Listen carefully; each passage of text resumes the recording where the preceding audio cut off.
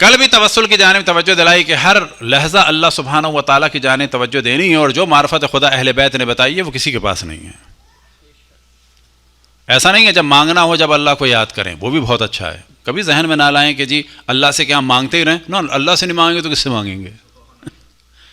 ہم مانگیں نہ مانگیں بالآخر اسی سے مانگ رہے ہیں. بظاہر زبان سے مانگیں نہ مانگیں اسی سے مانگ رہے ہیں. سب کچھ اسی سے ہے. تو ہر لحظہ اللہ کی جانب توجہ، ہر لحظہ اللہ سے مانگنا، ہر لحظہ خداوند تبارک و تعالیٰ سے بات کرنا، یہی دعا ہے.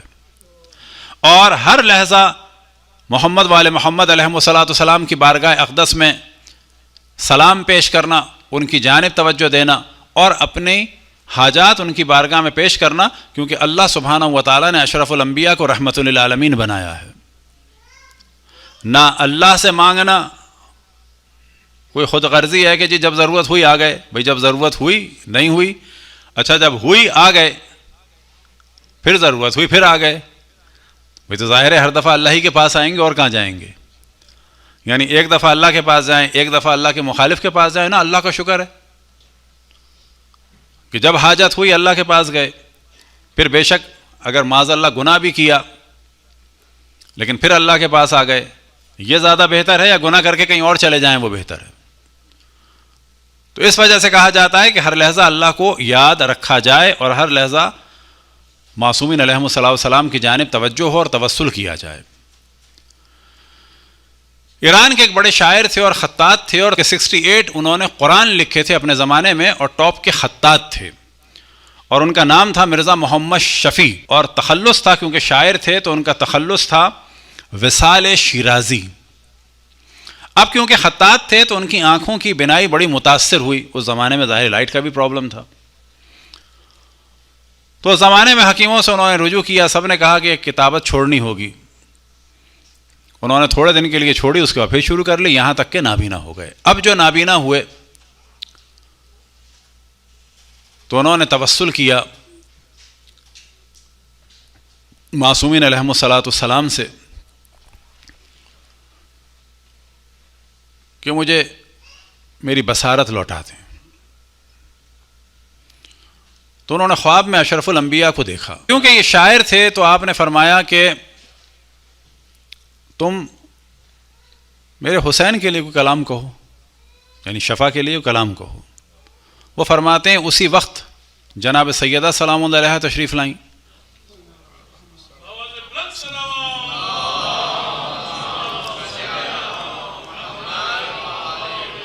اور فرمایا کہ میرے حسن کو فراموش نہ کرنا.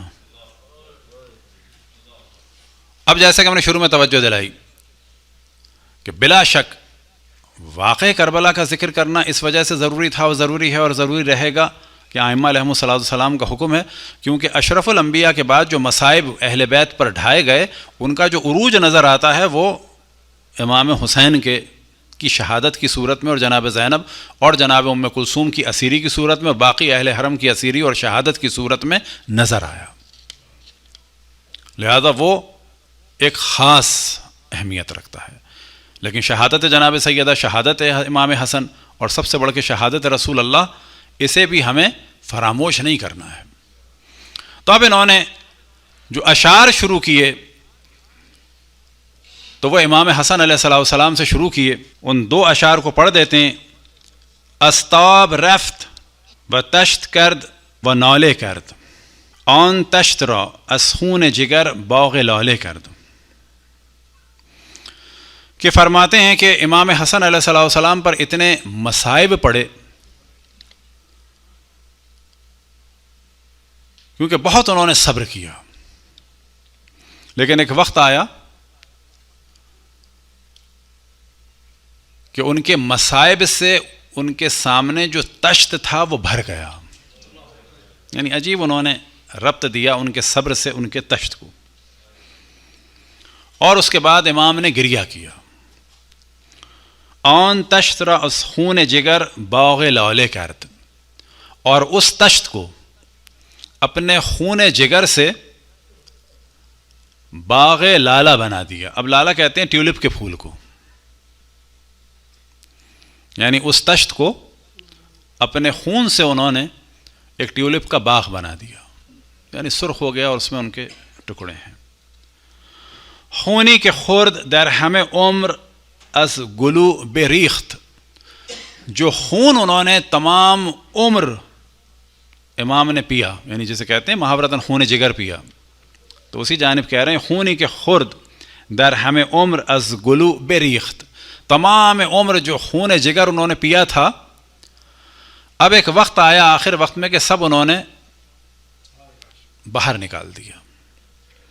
دل را توہی ز خون دل چند سالے کرد، اور اپنے دل کو اس چند سال میں جو انہوں نے خون جگر پیا تھا اس سے خالی کر دیا. وہ فرماتے ہیں جیسے ہی میں نے پہلا شعر کہا، کیونکہ وہ اٹھ چکے تھے اس وقت، اور اسی خواب کے حساب سے وہ کہتے ہیں کہ میں نے اشعار کہنا شروع کیا، اور جناب سیدہ کے مطابق پہلے امام حسن کے کہے، جیسے ہی میں نے پہلا شعر کہا تو میری بینائی پلٹ آئی. باقی اشعار انہوں نے کہے اس عالم میں کہ بینائی آ چکی تھی، اور اپنے زمانے میں یہ امام حسن علیہ السلام کے معجزے کے نام سے پہچانے جاتے تھے.